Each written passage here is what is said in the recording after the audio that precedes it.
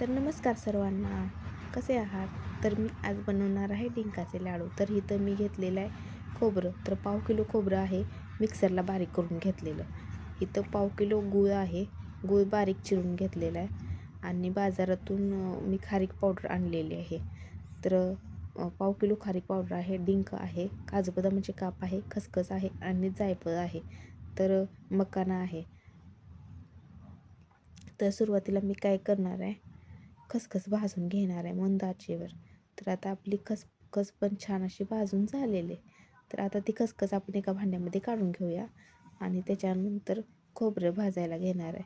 तर खोबरं छान असं भाजून घ्यायचं आणि ते पण त्या खसखसमध्येच मिक्स करायचं.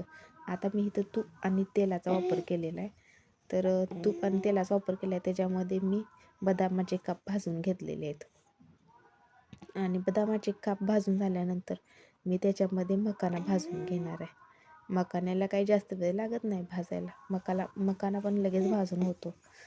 तर आता तो पण मी काढून घेतलेला आहे आणि त्याच तेलामध्ये मी थोडा थोडा करून डिंक भाजणार आहे.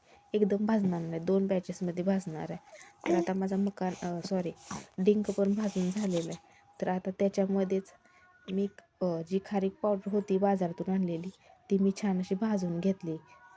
आणि आपल्याला पाव किलो तेल आणि तूप लागलेलं आहे. तर आता मी गूळ वितळायला ठेवलेला आहे आणि त्याच्यामध्ये मी काय करणार आहे, थोडंसं 1 चमचाभर पाणी घेणार आहे.